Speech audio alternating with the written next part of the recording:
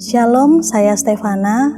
Saya ingin menyaksikan cinta kasih Tuhan Yesus yang sudah menyembuhkan anak kami dari penyakit jantung bawaan, tipe PDA dan ASD2. Pada awalnya ketika anak saya lahir tidak ditemukan gejala apapun. Tetapi di bulan pertama berat badannya tidak naik. Kemudian kami ke dokter anak, tapi dokter anak mengatakan bahwa mungkin hanya kurang minum. Kemudian di bulan kedua karena kondisinya masih sama, kami kembali ke dokter anak yang lain dan kemudian dokter tersebut mengatakan bahwa ada suara bising di jantung anak kami dan kami kemudian dirujuk ke dokter jantung anak. Dan setelah diperiksa ternyata ditemukan ada pembengkakan di jantung anak kami.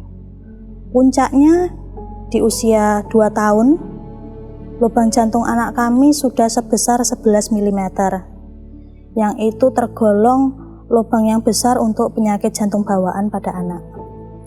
Dokter pun juga mengatakan karena kita sudah menunggu 2 tahun, sepertinya kita tidak perlu menunggu lagi, ini lebih baik ditindak. Dokter berkata seperti itu.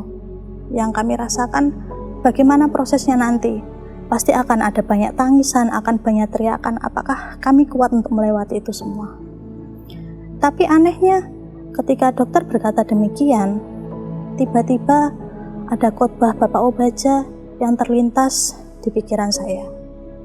Khotbah ini bahkan sudah saya dengar jauh sebelum saya menikah.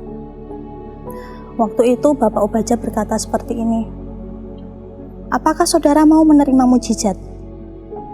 Dan saya dan para jemaat lain berkata, "Mau Bapak."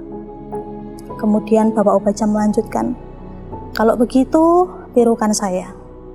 Kemudian Bapak Obaja berkata seperti ini, "Jatuhkan aku Tuhan." Kami para jemaat hanya sedikit sekali yang berani menjawab. Lalu Bapak Obaja berkata seperti ini, "Saudara, bagaimana mujizat bisa terjadi pada orang yang baik-baik saja?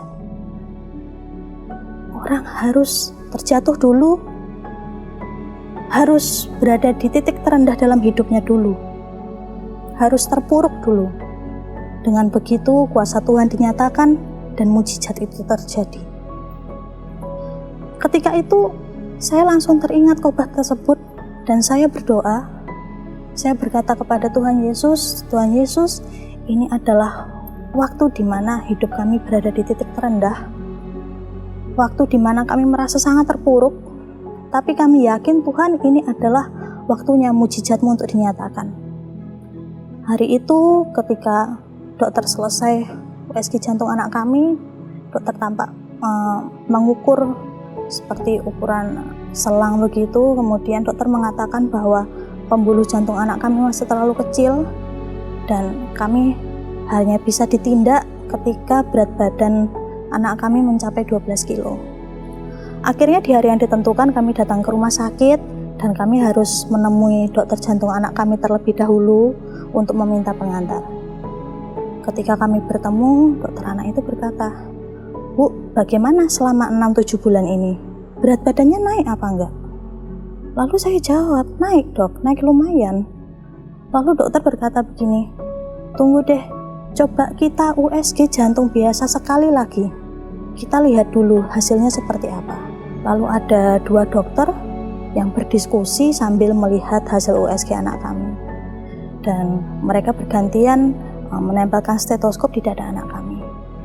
Kemudian salah satu berkata seperti ini, "Bu, ini kalau dari hasil USG-nya tidak ada lubang jantung. Tetapi kalau kami dengarkan lewat stetoskop masih ada suara bisingnya. Jadi ini hasil labnya kami tulis sudah sehat, sudah tidak ada lubang jantung, tapi ibu harus ke dokter jantung anak untuk memastikan yang didengar lewat stetoskop itu apa."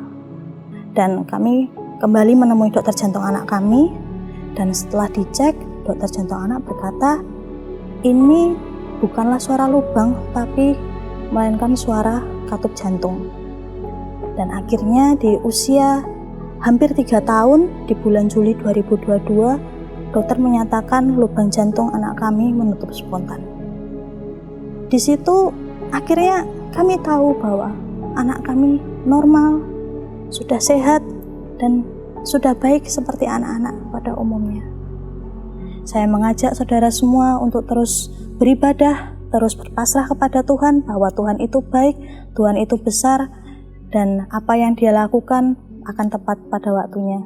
Terpujilah nama Tuhan, segala kemuliaan bagi namanya. Tuhan Yesus memberkati.